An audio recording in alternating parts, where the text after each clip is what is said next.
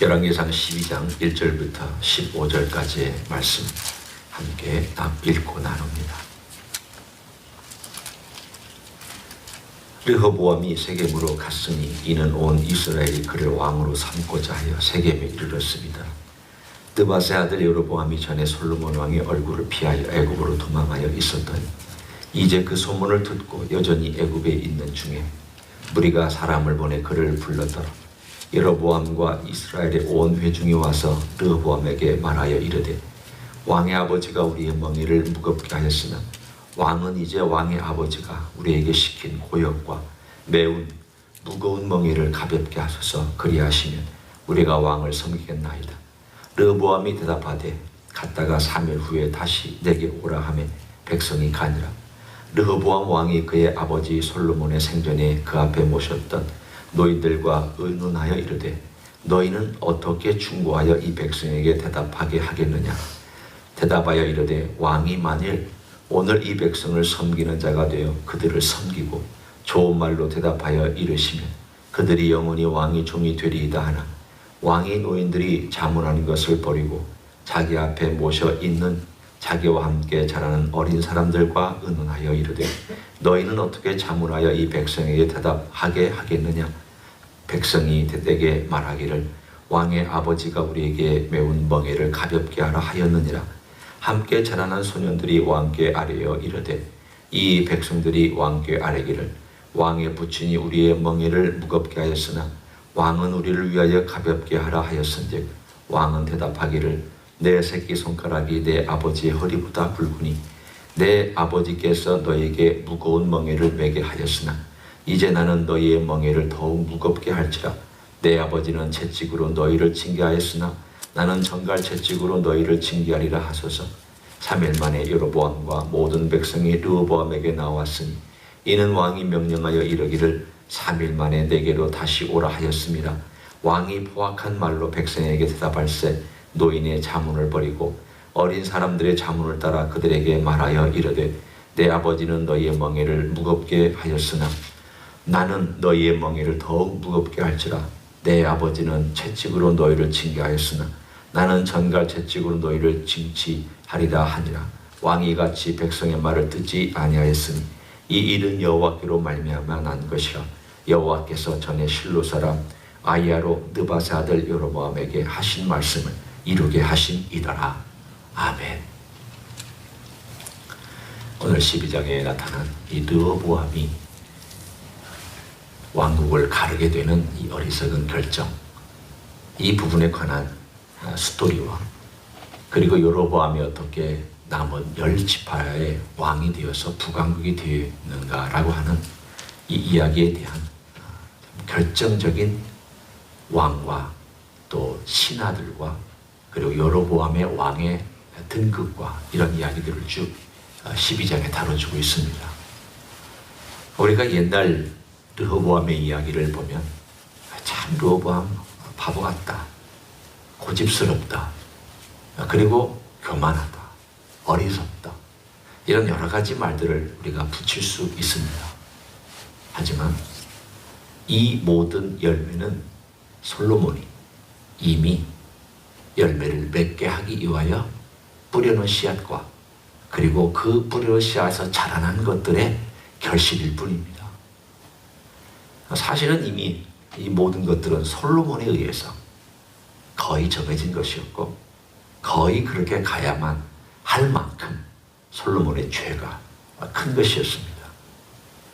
오늘 르호보암은 사실은 경험도 없는 사람일 뿐만이 아니라 어떤 의미에는 자기의 마음속에 있는 것을 결정한 대표적인 사람입니다. 사람은 우리가 늘 얘기하지만 자기 듣고 싶어하는 것들 듣습니다. 특별히 듣고 싶어한다는 말에는 자기의 욕망, 내가 원하는 것, 혹은 내가 소유하거나 내가 누리기를 원하는 것, 이것에 대해서는 우리는 눈이 뜨이고 귀가 밝아지지만 내가 원하지 않는 것에는 마음이 닫히고 귀도 닫히고 눈도 보지를 못합니다. 정작 봐야 될 것은 못 보고 정작 들어야 될 것을 못 들을 때 우리는 그것을 어리석다라고 얘기를 합니다. 하나님 말씀은 그렇습니다. 하나님 말씀은 우리가 다 들어야 됩니다. 왜냐하면 하나님 말씀이기 때문에, 주님 말씀이기 때문에. 그런데 우리가 그것을 선택적으로 들을 때가 참 많이 있습니다. 르호보암은 멀리 있지 않습니다.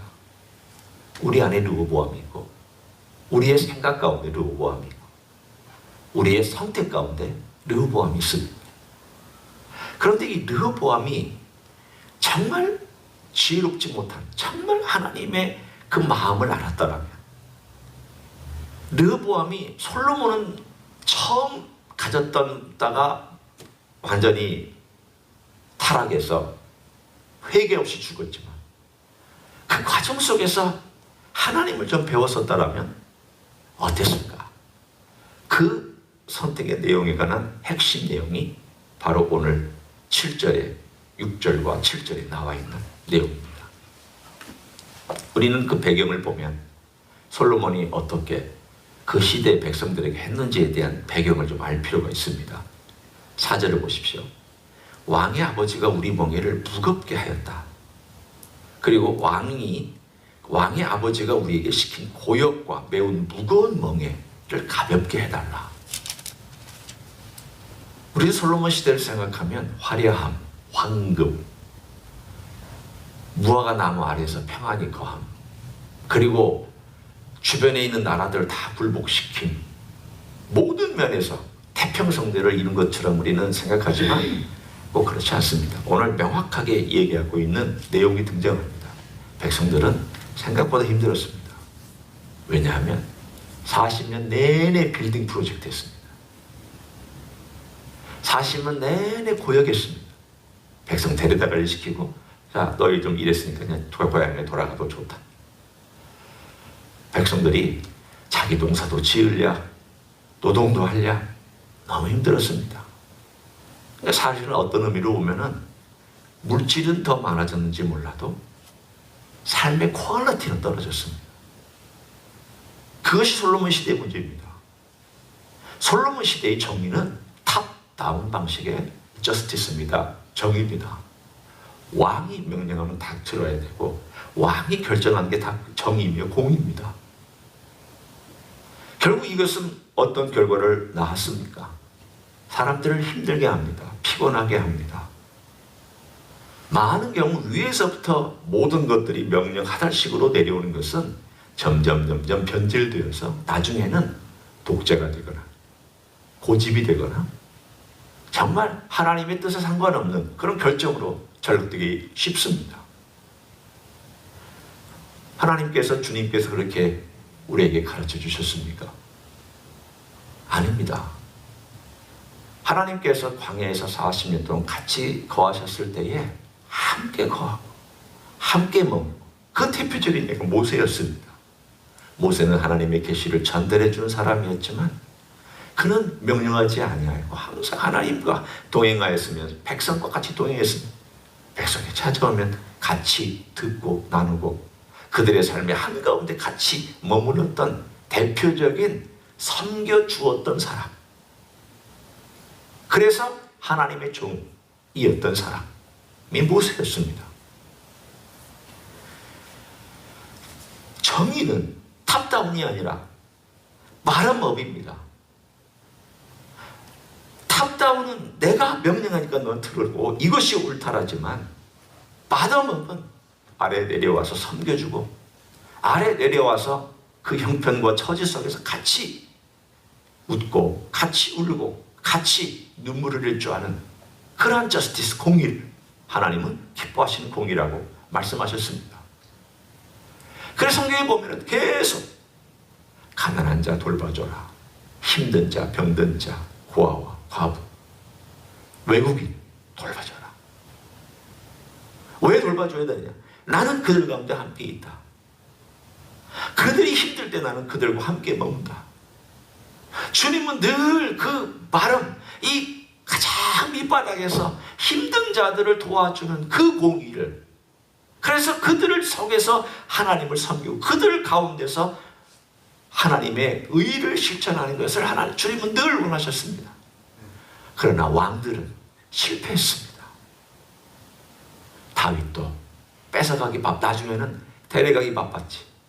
베풀지 못하고 나중에 다윗을 보면 하나님을 찬양하고 그가 어떤 의미로 보면 정말 그래도 끝까지 주님을 의지하고 살았지만 나중에 보면 참 무기력한 왕을 봅니다. 압살롬의 점제, 아도니아의 반란, 솔로몬이 왕이 된 것도 겨우겨우 올라간 것입니다.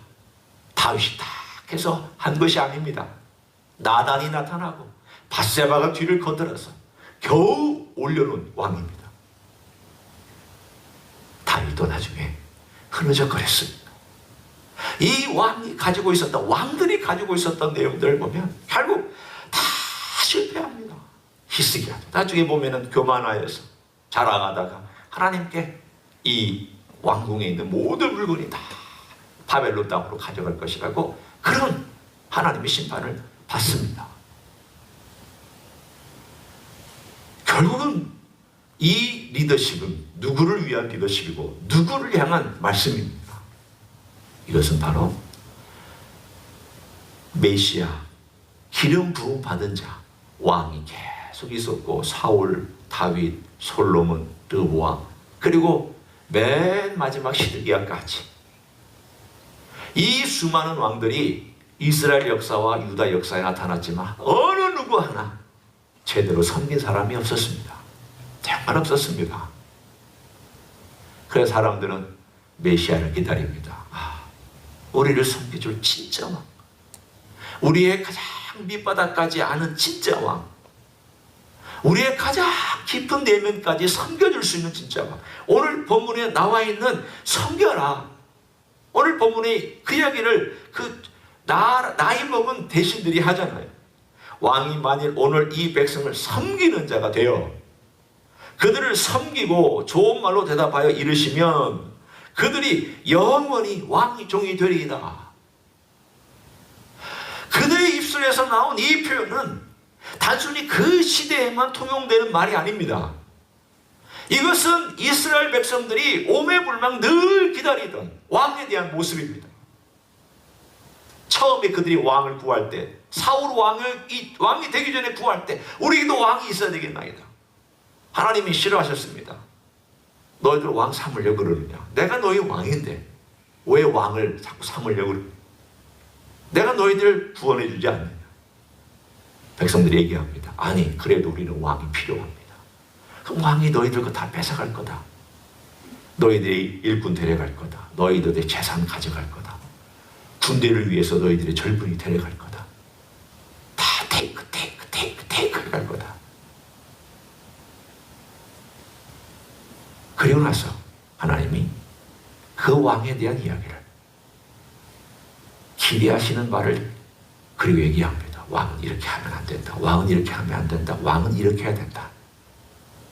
그러나 하나님 마음속에 있는 왕에 대한 본질을 얘기해 줬습니다. 인간의 왕은 테이크입니다. 그러나 오늘 여기에서 대신들이 얘기하고 있는, 넌지시 던지고 있는 말은 무엇입니까?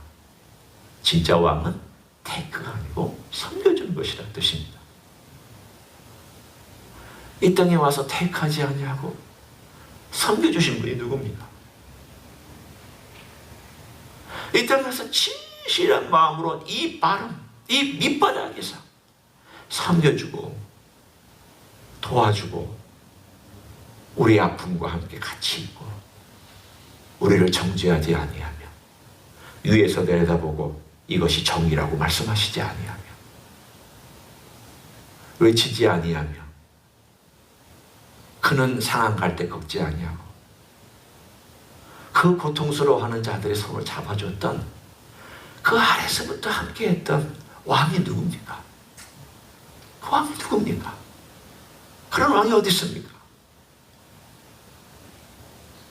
그 왕이 심지어는 십자가에서 자기 목숨을 죽이시고 죽기까지 섬겨주셨고, 그리고 무덤에 들어가, 오늘 이 토요일은 우리 주님께서 무덤에 계셨던 시간인데 무덤에 들어가서 있었던 그러한 왕이 어디 있습니까?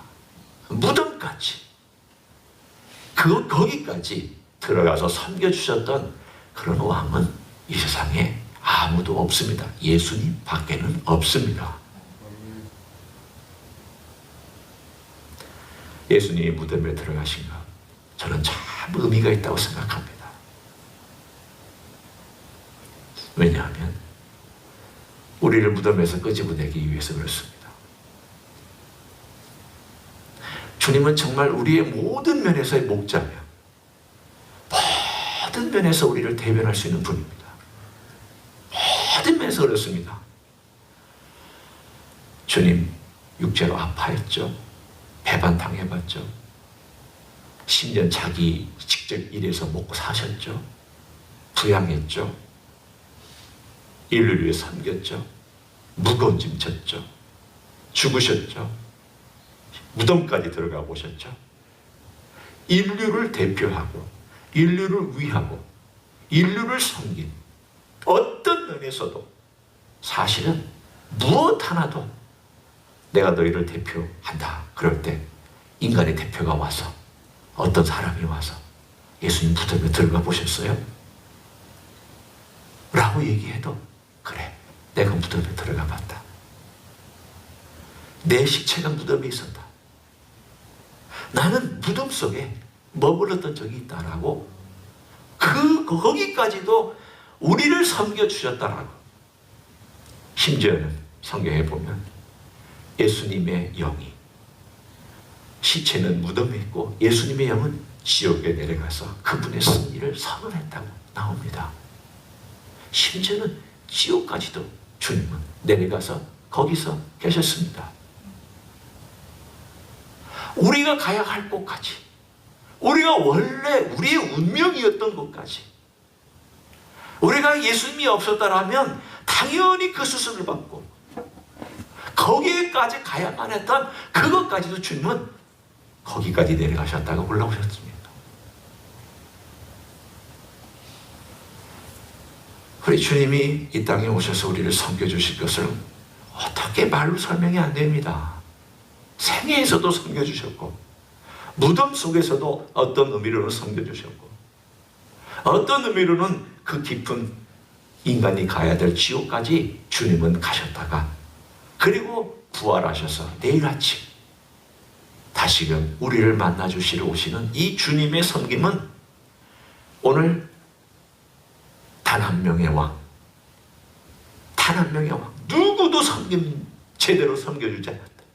백성들의 마음은 섬겨줄 왕을 구하고 백성들의 마음은 우리를 정말 구원해줄 왕을 구했던 긴 이스라엘 역사의 그 왕조와 또는 심지어는 400년의 그 침묵기를 전체를 통틀어서 그 1000년 동안 이스라엘 역사가 왕조가 생기고 나서 그리고 예수님이 오실 때까지 1000년, 그리고 모세 때부터 1450년, 아브라함 때부터 2000년, 그 긴 세월 동안 그들이 기다렸던 한 분, 예수님이 이 땅에 오셔서 우리를 진짜 진실로 섬겨주셨습니다.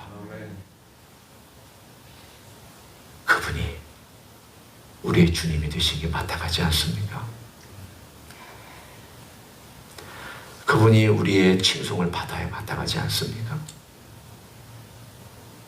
그 정도면 우리의 사랑과 우리의 충성을 받아도 전혀 이상하지 않습니다. 우리 주님은 진짜로 우리를 사랑하고 섬겨주셨기 때문입니다. 이런 주님을 사랑하고 섬길 수 있는 것이 우리의 특권이며 우리의 행운이며 우리의 행복이며 우리가 영원히 누릴 또한 기쁨인 줄로 믿습니다. 오늘도 우리를 섬겨주신 주님을 깊이 묵상하시고 그 주님 안에서 거하시는 하루가 되시기를 예수님의 이름으로 간절히 축원합니다. 기도하겠습니다. 주님 고맙습니다. 영원한 왕, 이 땅에 육신을 입으시고 오신 하늘의 왕, 직접 일하시면서 먹고 사셔야만 했고 직접 일하시면서 가족을 보양해야만 했고 직접 이 땅 위에서 걸어다니면서 백성을 섬기시고 직접 배고파시면서 함께 먹어야 하고 제자들과 함께 그 허기를 달라야 하셨던 주님, 그 주님의 놀라움이 십자가에서 우리를 위하여 죽기까지, 심지어는 자신의 몸이 무덤 속에 들어가 누이어 아무런 미동이 없이 하나님께서 그 몸을 일으키실 때까지 거기 계셔야만 해요. 심지어 예수님의 영은 지옥까지. 그래서 우리가 원래 갔었어야만 했던 지옥까지도 우리 인간을 다 대표해서 이 모든 것들 행해 주신 것 감사를 드립니다. 주님, 우리의 모든 존경과 칭송과 영광과 존귀를 받으시기에 합당하신 주님을 찬양합니다. 경배합니다. 영광 돌립니다. 그 사랑 앞에 머리를 숙이며 겸비하여 무릎을 꿇으며 주님께 나아가기를 원합니다. 주여 감사합니다. 우리를 구원해 주신 그 은혜 감사하며 흘려주신 보혈 감사하며 우리를 대신하여 이 땅 위에서 모든 저주 받으시고 죽으시고 그리고 영광 가운데 부활하신 주님께 존귀와 영광과 찬송과 모든 것을 올려드립니다. 오늘도 그 사랑을 생각하며 우리의 마음속에 깊이 감격하는 시간들이 될 수 있도록 축복하여 주시옵소서. 이제는 우리 구주 예수 그리스도의 은혜와 하나님 아버지의 극진하신 사랑과 성령 하나님 교통하심의 역사가 오늘도 이 땅에 오셔서 다 주시고 심지어는 모든 피 다 쏟으시고 모든 사랑 다 우리에게 베풀어 주시고 무덤까지 들어가셨다가 우리를 또 사랑하셔서 부활하신 우리 주님을 의지하고 사랑하고 섬기며 충성하며 또한 이 땅 위에서 우리 주님의 마음 가지고 사랑하며 섬기기를 소원하는 가정에서 예배드리는 종들 위에와 이 자리에 참여한 종들 위에와 주임지 희수교회 위에와 이민교회들과 한국교회들과 선교사님들 위해 이제로부터 영원히 함께 하실지어다. 아멘.